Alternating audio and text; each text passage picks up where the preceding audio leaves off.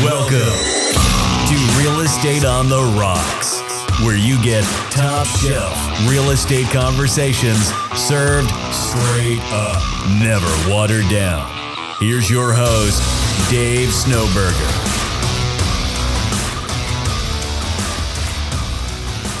All right, welcome back to Real Estate on the Rocks. My name's Dave Snowberger, and I am here in the studio today with Alicia Hooper. Hi. Marshall Tucker. Hello. And our favorite mime, Jason Mendez. Hi, Jason. I don't know who that is. James Mendez behind the glass, the man with the plan, the man that needs to save our episodes. They're saved. Cool. All right. Let's get this rolling today. All right. So I did miss something I see right there at the end of this episode. Please stick around for another episode of Realtor on the Rocks, Real Estate on the Rocks, in 4 seconds. I even butchered it there. I can't even do my own quotes.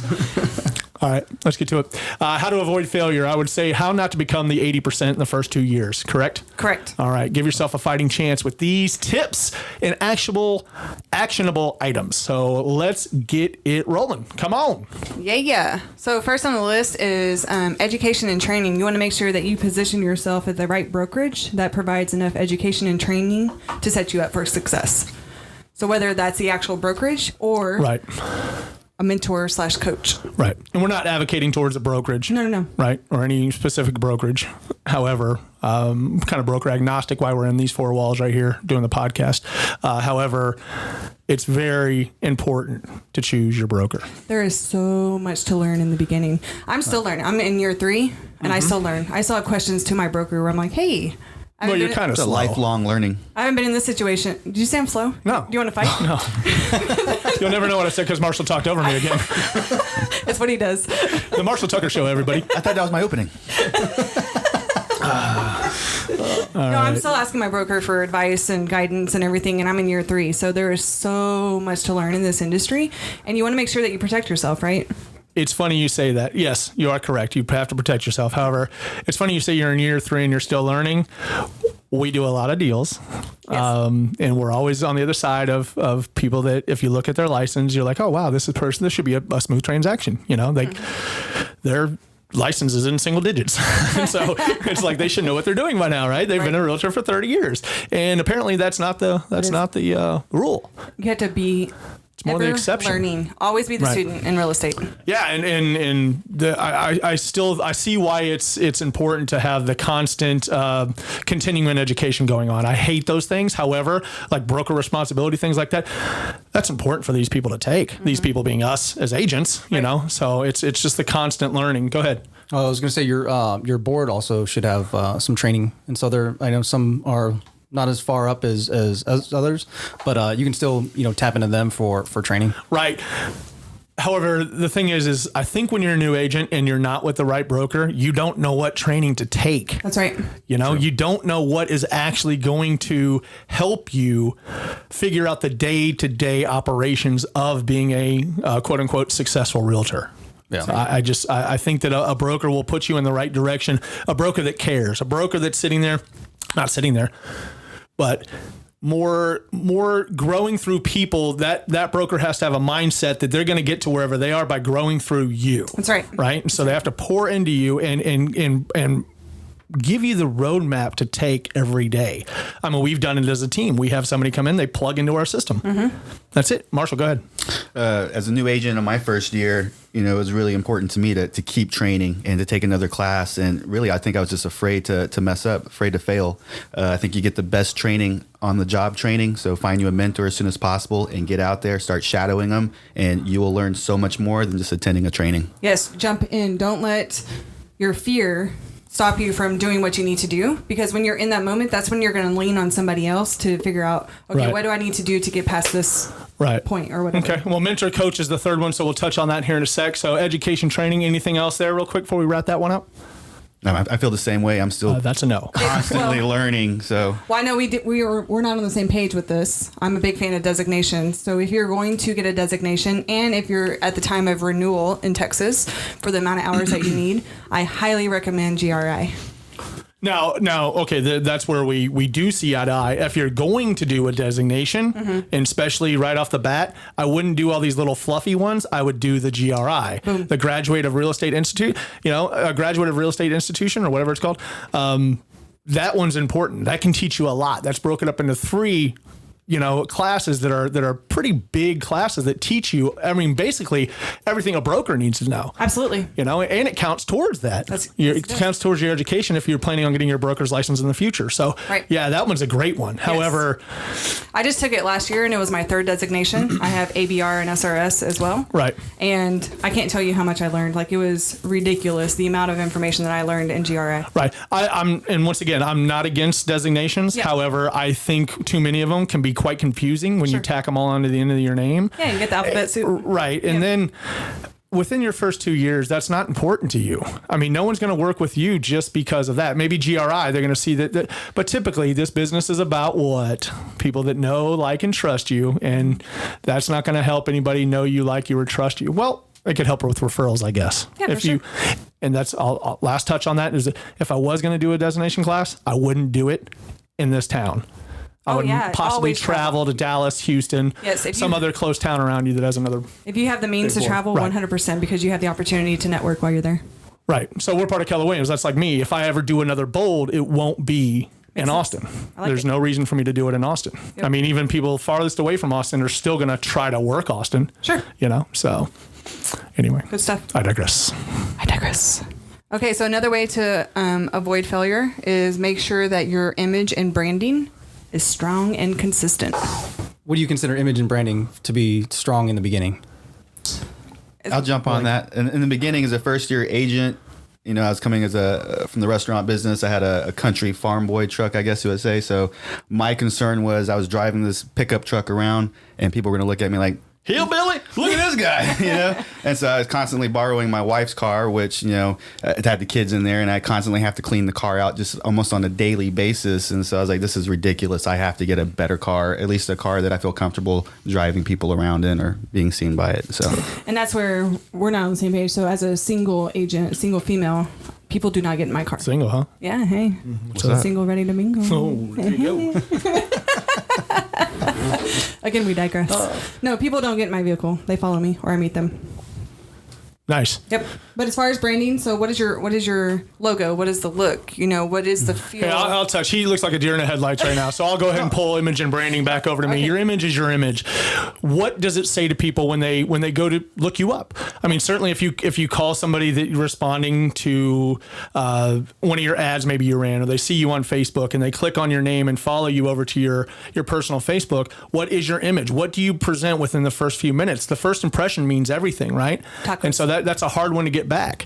Right. So they know that you're a jokester, right? That you've got a great personality, that you like to use a lot of dancing little memes. I do. Hello, minions. Right. Your minions and things like that. People know that about you, right? And so some people will love that. Some people would just be kind of like, is she serious enough for me? That's right. And so as long as you can kind of present both sides, I think that helps out your image a little bit. Yep. I put out the image that, I have fun in my life. I do a lot of cool stuff. I'm always out there. I rarely talk about real estate. However, I stay omnipresent in people's faces of what I'm doing and things like that. And when I do have a major closing or a beautiful house I list, I do sneak it into my personal branding. Absolutely. Right. And so I think the Facebook pages for business pages are dead.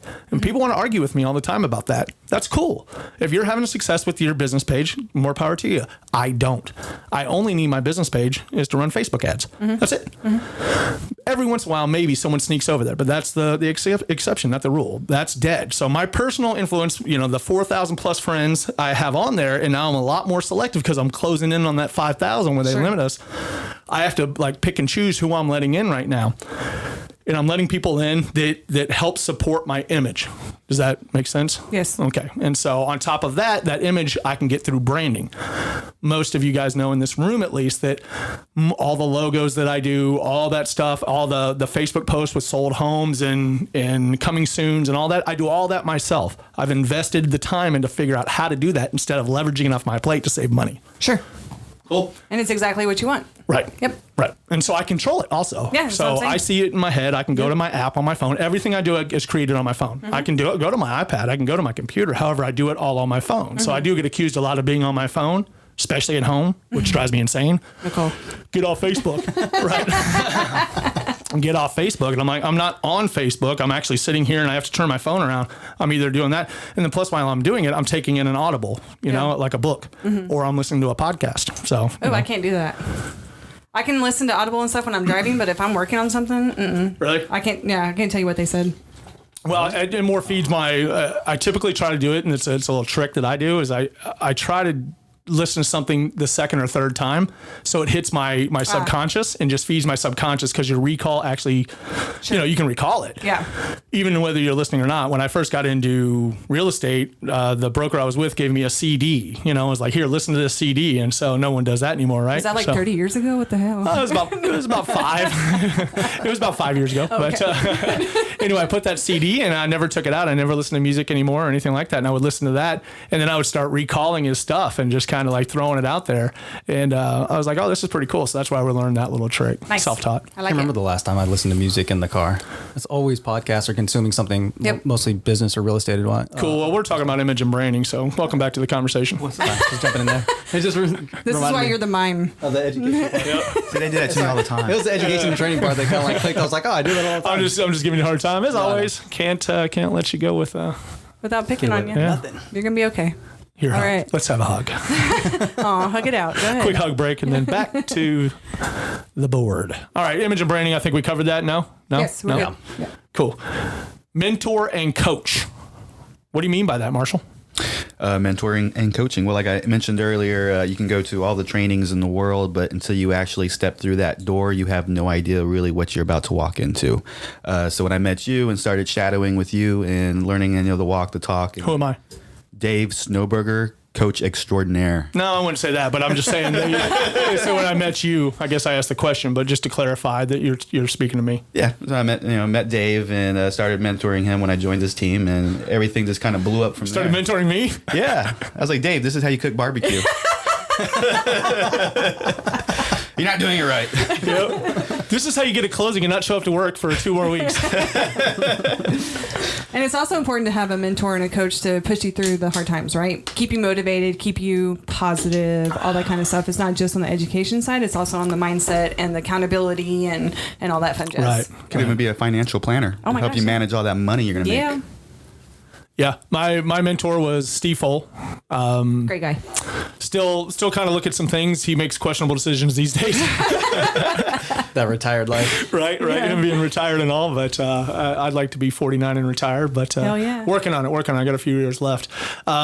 But he was important to me to have because he did show me that I was kind of lost in that brokerage I was at. Was like I always bring up that they just threw me against the wall with 10 other agents, recruits that came in and see who would stick. And like I said, I think all of them have failed out of the business by now, maybe except one that's with Sotheby's and has a great career. You know. Anyway. So without Steve having that 20 plus years of experience walking in and showing me a roadmap, like I don't know where I would be right now. You know, I certainly like to think that I would have figured it out. I tend to figure everything out. However, I think Steve shaved off a year or two of figuring it out by telling me, look, dude, this is what you need to do.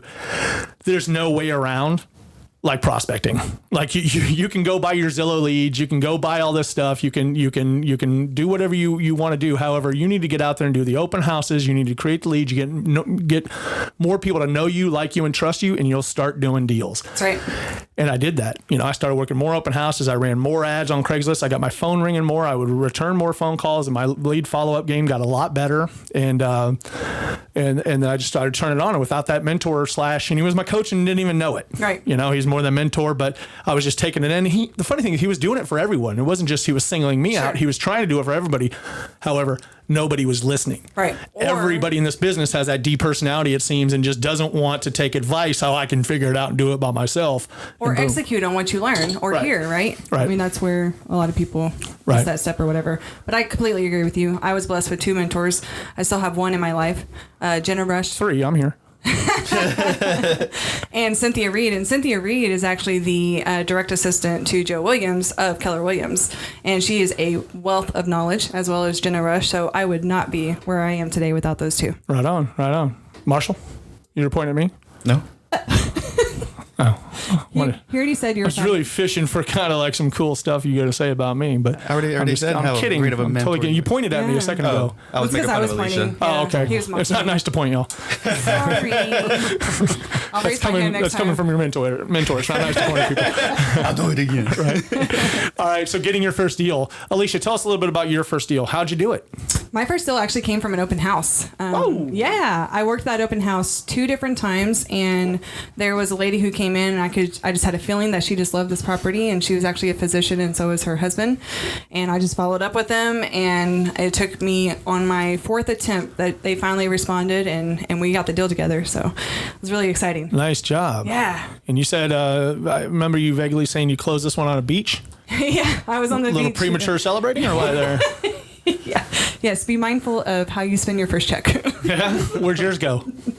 Straight to bills, man. Straight to bills? Yeah. You know, that you racked up over. How long did it take you? I don't know if I've ever asked you that question. Maybe I have. Yeah. How long did it take you from basically, signing on with your broker to your first deal? So I signed on. My anniversary date is February 1. And you've only ever been with K-Dub? Correct. So Feb 1, and I was still working corporate America, and I was driving from Killeen, so working basically 2 jobs. I went full time. I turned in my corporate hat mid-March. That was at Hot Dog on a Stick? Yes. Okay. And so mid-March, I left corporate America. I just jumped because I felt that I could see the potential in real estate, and I wasn't able to leverage myself, and my bandwidth was, not there. Right. So left corporate America in mid-March, went on a couple of trips because I fully didn't understand the industry, and I went full-time in April, and I closed my first deal in June. Nice. Very cool. How about you, Marshall? I don't remember. I know I've asked you in the past. Yeah, I don't remember how long it was. I think it was like 6 months in, and I got my first listing, which was from one of my best friends from high school. They were selling their house. Your second one was your best mom, right? The second one was my mom, and she was like, "Hey, I really like that house over there." I was like, "Cool, I'm going to call on it and let me find out all the information." And she goes, "Oh, I already called him." I was like, "What'd you say?" She goes, "I told him how much I love that house. That's going to be my house. Go talk to him." I was like, "Mom, you just threw all the leverage out the window there. What am I supposed to do now?" So I called him up, and he's like, "Oh yeah, I talked to your mom. Great lady. She really loves the house. She's coming in over asking price." I was like, "Dang it, Mom." She's completely given up all her leverage. No option. No option. No option, no inspection. We'll sign on the dotted line right here. Yeah. Wow. So after that, I learned how to set the stage for my clients There you and give them what to expect and what not to do. There you Yeah. go. Like call the other agent up and negotiate on their behalf. That's right. My dad did the same thing in our deal. He was like, call over there and tell them this. And I'm like, no. That'll never fly. He's like, do it. And he's like standing over me. I'm like, okay. You're like, I'm the And so professional. I do it. I call over there and I'm like, this is it. And we're not going a penny higher. They're like, well, take it. And I was like, damn it. It always happens that way. Yeah.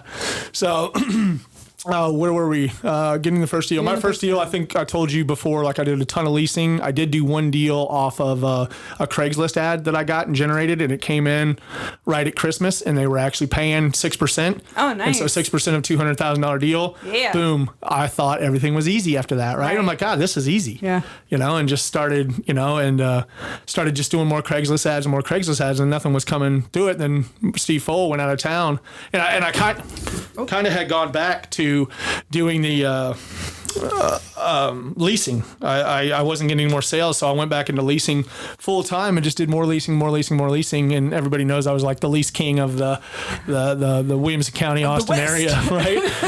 And like I kept getting these trophies for leasing, and I was like, oh my God, these trophies are so embarrassing. Like, stop giving me awards for leasing. Like, I'm just trying to eat. Look away. Gas. Yeah. and then Steve Foll was going out of town, and he was like, hey man, can you take this for me? He wants to buy. He's got like $300,000 and wants to buy something. I was like, okay, cool. And so worked that, and we never really talked about a referral fee or anything like that. And I just worked this guy, and ended up, and I was like, man, 300,000 is not the best point to buy something to lease, right? I mean, to for an investment property. Yeah, for cash flow. That's not the best for cash flow. Like, why don't you split this and buy? This is when 4 or 5 years ago when you could still buy a $150,000 house in Round Rock. And so we bought 2 of them. Nice. And so I got 2 sales right off the bat. You know, I was like, bam, bam. And then when I got those checks, it was once again, another story. It was like blood in the water for me. I was like, you know, and Steve had said something to me. He's like, now he didn't take a referral fee from me, which I thought was kind of cool. But where was I in this story was that I went and just started doing, there was blood in the water. So I just started doing more and more and more and more. And I would not work any leases. I would just sell the lease leads I was getting off. At this time, I had so many lease leads coming in, and I would sell them off for 10%, nothing greater than $50. It's hard for an agent to, that makes a, $700 commission to give you $70. I'm like, dude, you would have nothing. Right. And so I would create these leads, and I would stay busy at that and repost all my ads and bring them in, and then I would just sell them to people. And so that's how I was making a little bit of money just to pay for the gas.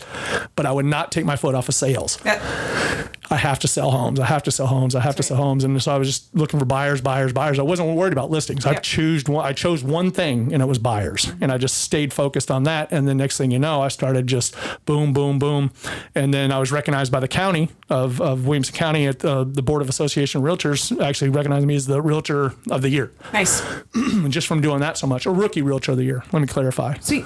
Yeah. And what you focus on expands, right? Right. So if you're focused on leases and opening that, and I understand like when you're first into the business, you're going to take everything, right? You don't say no to business, right? And I still have that mindset. However, I've shifted my focus, just like you, from leases to buyers and sellers. Right. And another great thing to think about, have your buyers fund your listing career. So in the beginning, focus on buyers, and then that's how you evolved into a team. Right. You hired a buyer's agent so you could grow your listing career. Mm-hmm. And most people, they're not getting that advice right now. They're getting the advice to go right in and to start being a listing agent, and knock it out and go for 20 attempts at getting 20 no's. And after you get 20 no's, then you start. I get that strategy. However, I couldn't afford it. Right. It all depends on your setup. I had to get buyers. I mean, I had to work with leasing agents. I mean, not leasing agents, but, I had to do leasing right off the bat. And I got really good at leasing. Mm-hmm. There's that saying out there, buyers are liars, and just like, I don't always agree with that. However, like leasers are worse. Oh my gosh. It's like, man, I would have to tell people, if you have any skeletons in your closet, they're going to come out. Absolutely. Be up front and at least save the $55 application fee. Right. Yeah. Don't lie, and then I would show homes like, well, here's 11 homes we want to see. And I'm like, no, I'm not showing you 11 homes. No. And then people are like, the other side of that was like, the agents were like, well, you have to. And I'm like, no, I don't. They're renting, number one. I don't have to do anything in this business. Yeah. That's the beautiful thing about it, is that I'm self-employed. Yep. I have a broker, yes, but the broker standard isn't for me to just go waste gas and show people 11 properties they're not going to remember, right? So I narrowed it down to 3. So I came up with a document. I can actually share that document with anybody that wants it on Top Shelf Agents. However, it was a list of everything out there that we did. And at the end, it clearly states that if I show you property, you're using me. You're putting me on that application, so I get paid. The only way I get paid is do this. I am not a tour guide. That's right. Now, it was more tactful than that. Sure. However, it very much just hit to the point, like, I'm not here to drive you around the city and show you what's good and what's not good. And then you waste my time and then contact the leasing person by themselves. I've had that happen. Sure. And so by trial and error and being learning based, I learned not to do that anymore. So I narrowed it down. They could see 3 homes. That's it. I'll share that sheet. If anybody wants it, you can contact me at info@realestateonrocks, or I can drop it on Top Shelf Agents page on Facebook. Boom. Drop it like it's hot. I feel like I'm talking a lot, so hit it. Boom. Go ahead, James. 24. Oh, this is this one. Savings account. Oh, savings account. Yeah. Prioritize your money. Set aside at least 40% for your taxes in a separate account, and then try and be as lean as possible for all your for your daily living, for everything. Yep. So find as much free things as you can. Go online for Zillow, or go ask somebody to print off your expireds and FSBO lists and stuff like that, or just network with other agents in your area and see if they can help you out with some free stuff. So it'll minimize your overall cost of business. And then, prioritize lists so you're not driving around the entire city for almost nothing or pennies on the dollar. And those are some of the biggest ones. I mean, just prioritize your finances and forecast for the future. Know what you're going to have to spend each month, and break it down. That way you stay good. Yeah, and don't be afraid to say no, because in the beginning, as a new realtor, you're going to be bombarded with people trying to get you to buy into their services. Don't do that. get calls daily for that stuff. Yep. You definitely have to save your money for a rainy day because you never know when the business is going to dry up. I would say for the first 2 years, 2 years, be prepared to work almost 24/7. And like James did, I took the same approach. Like I talk a lot of shit about leasing and whatever else, but I was willing to do anything. Me too. It was, I would help people move. I would volunteer my time, my services, just to gain a good rapport, to try to get that referral, to show people I was serious. I would help other agents out. Like I remember one of the first things I did was he was doing a 5K there in Georgetown, and I can't remember. I think it was the Red Poppy 5K, and he needed people. He was the running captain, president or something like that, or whatever it was, and he needed people to help. Well, I didn't know him, and obviously, look at my physique, I'm not a runner, and so it's kind of like, I'll help you. And so I showed up at the butt crack of dawn, willing to help him out and do whatever it took, and I ended up getting a doctor that was very interested in me in conversation, and we sat there and talked back and forth, and it pissed off the guy that actually was throwing the event. Wasn't very happy with me because he was like, hey, these are kind of my leads, and I'm like, dude, he's talking to me. What do you want me to do? Tell him to You invited piss me. off? Yeah. I was like, I'm out here to help you, and just like I handed him a peanut butter sandwich, and it's like, And then I sold him a house. It makes sense. And so Dr. Connie ended up running for mayor and all other kinds of stuff. Nice. So But have a plan for your exit out of leasing, because that stuff will trap you because it's that quick, easy money. 100%. Yep. Oh my God. I still get messages and I've You wanna do a been lease like today? pushing them. No, I've been pushing them. See, learn how to say no. Push them That's away. right. I've got leads am I gonna do? for the listing we have, and I've just been pushing them to other newer agents to spin them up. I'm And so I pretty. can back off as much as possible. Yeah. And I'll be, so now I can be more selective. So I'll go, if it's like a higher one that I know it's going to have a good return on my time, I'll take those. But anything else, I'm just feeding up to other agents to help them when like I needed the help. Another agent in the office who has a property management company took me under her wing and gave me those leads when I had nothing. So I just want to return that favor to other agents. Right, but you can only do it to a certain point. Then you really have to, either introduce somebody here, replace yourself with that, because that's one thing that was going on with me was that everybody was giving me their lease stuff, and they wanted me to list their leases also. Not list them, but put them on, whatever avenues. I was using Craigslist a lot, put them out there to drive clients to lease them out, because I was having such success with the way I was wording things, and then my campaign to get them to basically re-engage with me, right? Because, you needed a call to action at the end of the email, and it was always, do you have pets? And seriously, every single time, like I would get a return. And so, me, ABT, always be testing. I started testing that, and I found that was the best way to get a return and in my follow-up, when I'd reach out to them, because Craigslist has a kind of like a fake email or whatever it returns. So you don't have their real email until the second point of contact, right? Interaction. And so, boom. Anyway, leasing, I'm pretty strict on my team wise is don't waste your time leasing, and unless it's for friends and family. Really, that's it. That's where I am in my career. I only do it if it's a referral to me. Right. Yeah. It just traps you in. So, I mean, you can do them in the beginning. I mean, you should do them in the beginning. So you get the, practice of transactions and networking with people and stuff like that. But, plan ahead, plan on getting yourself out and pick whether you're going right. to should probably hit buyers. I had seemed to be running into the people all the time that were coming from like Nebraska, where like rent was $850. And they're like, I need to be in downtown Austin for $900 a month, and I need a 3-bedroom, blah blah blah. And I'm You want just to like, stay under the bridge or what? Yeah. Yeah. people have some My folks just got a new crazy refrigerator. expectations. Stop by and pick up the box. Yeah, there you go. Some people have some crazy expectations of moving into town. They just don't they don't take the time to understand what they're doing, and so that in turn wastes your time. So you just Okay. got. Well, I'm not going to take any more time talking about leasing. Yeah. So to wrap up this, have a savings account. Yeah. And you won't have to do leasing 24/7 until deals get done. Less travel, less vacations, etc. Expand on that. Just know that this is not corporate America, so you don't have a steady paycheck. So you need to make sure that you are setting yourself up for success, and don't do what I did and travel too much in the beginning and be like, oh, I am out of money and I don't have any deals coming in. Uh-oh. So this is a 90-day business. So what you do today is reflected in 90 days. So make sure that you're consistently doing what you need to do. Marshall. 24/7. I am available by text or phone call pretty much all day and almost all night until I go to bed. I work weekends, and I've been known to write contracts on almost every major holiday. It's true. It's okay with me though, because I work when everyone else is off, and that's just kind of the part of the job. But It's I do working have your advantage, though. I do have the flexibility now, though, that I can go to Girl Scouts with my little girl when she needs it. I can take off and go places. I was going to say in the beginning, it's hard, right? You're in it 24/7. Right. And then you grow your business to position yourself as a team leader or whatever that looks like, so you can have more time and create that balance and focus on And yourself. fits right into time blocking. That's right. And we say, I mean, Marshall and both of you, every time I look at you when it comes to this, I look at the two of you, but most people come into this business predicated on the hope of flexible income, or what is it, Marshall? I butchered Unlimited it. income potential. Yep. Or flexible schedule. Right. And then we've had the kind of debate back and forth, not an argument, but a debate that you can't have both within that first 2 years. And sometimes it's even 3 years. The failure rates in the first 2 years is what we're always talking about. However, the failure rate continues until year 5. Absolutely. We never touch on that. Right. The next year, the third year is 80% again. So those 20% that were left, take 80% and knock those out. And by the time that 5 years rolls around, it's like 95% of the folks that started in business fail out. Right. There was a great stat the other day was that most of the real estate deals to be closed in the next 5 years or in 5 years will be done by 80% of the people that aren't in the marketplace right now. So I thought they were talking about eliminating agents. They weren't. They were just talking about newer agents coming up in the next 5 years are going to be the ones that are closing all the deals. So Yeah, 'cause they're hungry, right? Yeah, or closing a majority of the deals is what I'm trying to say. Yep. And like I said, if you want to fact check my stats, please do and send them to me because I would love to know the actual stats on that.